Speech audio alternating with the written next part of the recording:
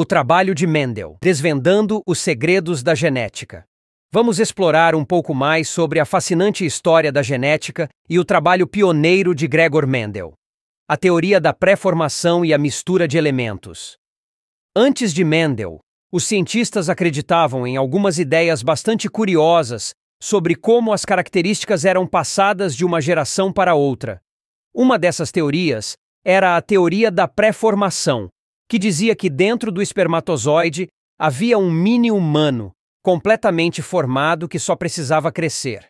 Outra ideia popular era a teoria da herança misturada, onde acreditava-se que as características dos pais se misturavam, como tinta em uma paleta, para formar as características dos filhos. Gregor Mendel e os experimentos com ervilhas. A história deu uma guinada interessante com Gregor Mendel, um monge austríaco que, entre 1858 e 1866, fez uma série de experimentos revolucionários com plantas de ervilha. Ele escolheu ervilhas porque elas têm características bem definidas e fáceis de observar, como a cor e a forma das sementes. Imagine que você está fazendo uma salada de frutas e quer descobrir por que algumas frutas são mais doces que outras. Você poderia separar as frutas por tipo, como fez Mendel com as ervilhas, e observar como as características são passadas de uma fruta para outra. Foi exatamente isso que Mendel fez, só que com ervilhas e suas características específicas. Descobrindo as leis da hereditariedade. Ao cruzar diferentes plantas de ervilha, Mendel descobriu que as características não se misturavam como tinta, mas eram transmitidas de forma previsível. Por exemplo, ao cruzar uma planta de ervilha de flor roxa com uma de flor branca, ele não obtinha flores de uma cor intermediária, mas sim uma geração inteira de flores roxas, e depois, na geração seguinte, algumas plantas com flores brancas reapareciam. Isso levou Mendel a formular as leis da hereditariedade, que explicam como as características são passadas de pais para filhos. A importância do trabalho de Mendel. O trabalho de Mendel é fundamental porque nos ajuda a entender a base da genética moderna. É como se ele tivesse descoberto o manual de instruções da vida.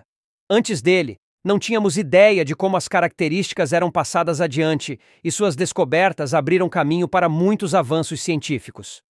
Conectando com o cotidiano. Pense nas características que você herdou dos seus pais, como a cor dos olhos, o tipo de cabelo, ou até mesmo certas habilidades e gostos. Tudo isso pode ser explicado pelas leis da hereditariedade de Mendel.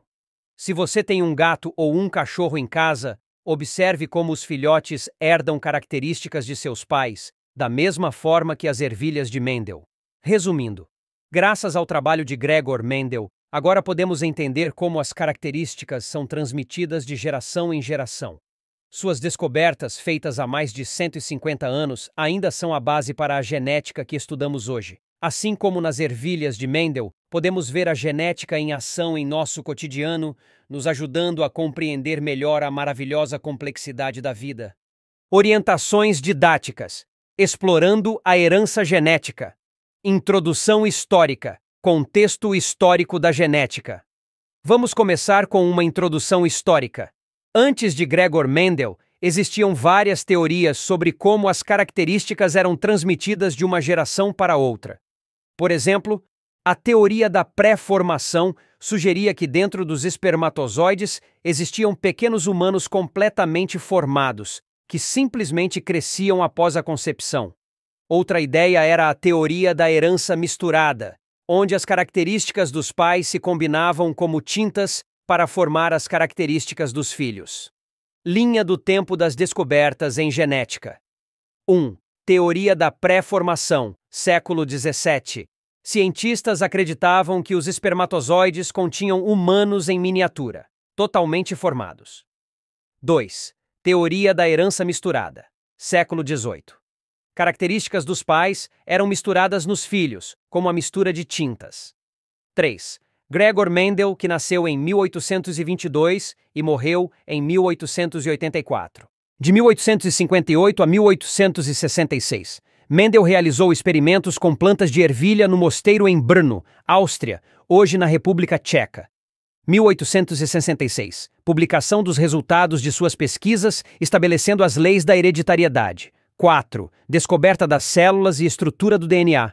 1838. Observação das primeiras células por Matthias Schleiden e Theodor Schwann. 1953. James Watson e Francis Crick descreveram a estrutura do DNA. 5. Mitoses e meioses. 1879. Descoberta da mitose por Walter Fleming. 1890. Descoberta da meiose por Oscar Hertwig. Pesquisa adicional sobre descobertas científicas. Descoberta das primeiras células. Schleiden e Schwann observaram que todos os organismos são compostos por células, estabelecendo a base para a teoria celular. Descrição da mitose e meiose. Mitose, processo de divisão celular que resulta em duas células filhas geneticamente idênticas à célula-mãe. Meiose, processo de divisão celular que resulta em 4 células filhas geneticamente diferentes, cada uma com metade do número de cromossomos da célula original, fundamental para a reprodução sexual. Reflexão e compreensão. Essas descobertas nos mostram como a ciência evolui ao longo do tempo e como novas ideias podem mudar completamente nosso entendimento de conceitos fundamentais. A partir do trabalho de Mendel, entendemos melhor como as características são transmitidas de pais para filhos, e a descoberta do DNA nos permitiu compreender a base molecular dessas transmissões. Conclusão: ao estudar a história da genética, podemos ver claramente como a ciência é um empreendimento humano em constante desenvolvimento. Cada descoberta é um passo a mais na construção do conhecimento científico. Com isso, desenvolvemos uma visão crítica e compreendemos que o conhecimento científico é provisório, sempre sujeito a novas descobertas e interpretações. Essa é uma síntese das orientações didáticas, incluindo a introdução histórica, a linha do tempo das descobertas em genética, a pesquisa adicional sobre descobertas científicas e uma reflexão final sobre o desenvolvimento do conhecimento científico. 1. Professora Dey Santos pergunta: o que é a teoria da pré-formação? Professora Dey Santos responde: a teoria da pré-formação sugeria que dentro do espermatozoide havia um pequeno humano completamente formado que só precisava crescer após a concepção. 2. Professora Dey Santos pergunta: o que era a teoria da herança misturada? Professora Dey Santos responde: a teoria da herança misturada sugeria que as características dos pais se combinavam como tinta para formar as características dos filhos. 3. Professora Dey Santos pergunta: quem foi Gregor Mendel? Professora Dey Santos responde: Gregor Mendel foi um monge austríaco que realizou experimentos com plantas de ervilha e estabeleceu as leis da hereditariedade. 4. Professora Dey Santos pergunta: quando Mendel realizou seus experimentos? Professora Dey Santos responde: Mendel realizou seus experimentos entre 1858 e 1866. 5. Professora Dey Santos pergunta: por que Mendel escolheu plantas de ervilha para seus experimentos? Professora Dey Santos responde: Mendel escolheu plantas de ervilha porque elas tinham características bem definidas e fáceis de observar, como a cor e a forma das sementes. 6. Professora Dey Santos pergunta: o que é a lei da segregação de Mendel? Professora Dey Santos responde: a lei da segregação afirma que cada organismo possui 2 alelos para cada característica, que se separam durante a formação dos gametas. 7. Professora Dey Santos pergunta: o que é a lei da segregação independente de Mendel? Professora Dey Santos responde: a lei da segregação independente afirma que os alelos de diferentes características segregam-se de forma independente uns dos outros. 8. Professora Dey Santos pergunta: o que são alelos dominantes e recessivos? Professora Dey Santos responde: alelos dominantes são aqueles que aparecem na próxima geração, enquanto alelos recessivos só aparecem se ambos os alelos forem recessivos. 9. Professora Dey Santos pergunta: o que é um genótipo? Professora Dey Santos responde: genótipo é a composição genética de um organismo. 10. Professora Dey Santos pergunta: o que é um fenótipo? Professora Dey Santos responde: Fenótipo é a expressão física das características de um organismo. 11. Professora Dei Santos pergunta: quando as leis de Mendel ganharam importância? Professora Dei Santos responde: as leis de Mendel ganharam importância no início do século XX, quando foram redescobertas e confirmadas por outros cientistas. 12. Professora Dei Santos pergunta: como as descobertas de Mendel são aplicadas na agricultura? Professora Dei Santos responde: as descobertas de Mendel são usadas no cruzamento seletivo de plantas e animais para melhorar características específicas. 13. Professora Dei Santos pergunta: como as descobertas de Mendel são aplicadas na medicina? Professora Dei Santos responde: na medicina, as leis de Mendel são usadas na genética médica e no aconselhamento genético para entender e prever doenças hereditárias. 14. Professora Dei Santos pergunta: quem observou as primeiras células? Professora Dei Santos responde: as primeiras células foram observadas por Matthias Schleiden e Theodor Schwann em 1838. 15. Professora Dei Santos pergunta: quem descobriu a estrutura do DNA? Professora Dei Santos responde: James Watson e Francis Crick descreveram a estrutura do DNA em 1953. 16. Professora Dei Santos pergunta: o que é mitose?